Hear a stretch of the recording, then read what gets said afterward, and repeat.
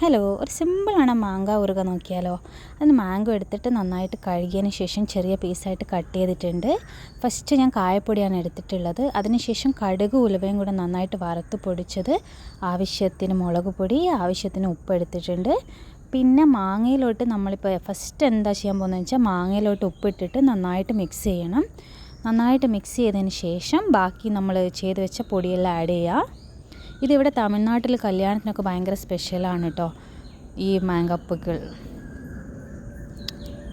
ഇത് ഞങ്ങൾ വീട്ടിൽ മാങ്ങ സ്വീറ്റ് പോട്ടിട്ട് ഉണ്ടാക്കുമോ, പിന്നെ നോർമൽ നമ്മൾ എരിവിൽ ഉണ്ടാക്കൂലേ അതുപോലെയും ചെയ്യൂ. എനിക്ക് സ്വീറ്റ് ഇട്ടിട്ടുള്ള ഭയങ്കര ഇഷ്ടമാണ്. അതിനുശേഷം നമ്മളിത് അവിടെ കായപ്പൊടി ഇതെല്ലാം പൊടിച്ച് വെച്ചില്ലേ അത് ചേർത്തിട്ടുണ്ട്. അതിനുശേഷം മുളക് പൊടി ആഡ് ചെയ്തിട്ടുണ്ട്. എല്ലാം കൂടെ നന്നായിട്ട് മിക്സ് ചെയ്യണം. ഫുൾ മാങ്ങയിൽ ഇത് മിക്സ് ആയിരിക്കണം കേട്ടോ. ചോറിനൊക്കെ ഇത് മാത്രം മതി, അത്രയും ടേസ്റ്റാണ് ആക്ച്വലി. പിന്നെ ഇതാ താളിക്കാനായിട്ട് കടുക് എടുത്തിട്ടുണ്ട്. പിന്നെ നല്ലെണ്ണയാണ് ഒഴിക്കുന്നത്. കടായി വെച്ചിട്ട് നല്ലെണ്ണ ഒഴിച്ചിട്ട് അതിലോട്ട് കടുക് ഇടുന്നുണ്ട്.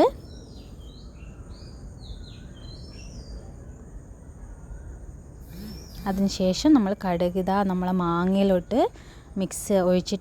ഒഴിച്ചിട്ട് നന്നായിട്ട് മിക്സ് ചെയ്യുക.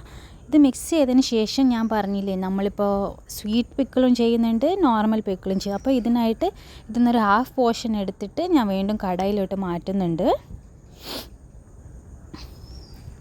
ഇത് കടായിൽ വെച്ചിട്ടുണ്ട്. അതിന് ശേഷം ഞാൻ ഇവിടെ ശർക്കര പൊടിയില്ലേ, വെല്ലപ്പൊടി, നാട്ടു ചക്കരയാണ് ഇടുന്നത്.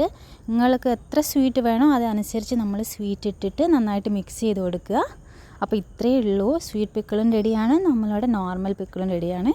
അതൊരു കുപ്പിയിലോ ജാറിലോ എന്തെങ്കിലും ഇട്ട് വെച്ചിട്ട് ഇൻസ്റ്റൻ്റായിട്ട് കഴിക്കുക. നല്ല ടേസ്റ്റാണ്. ചോറിന് ഇത് മാത്രം മതി, കഴിച്ച് നോക്കിട്ടോ.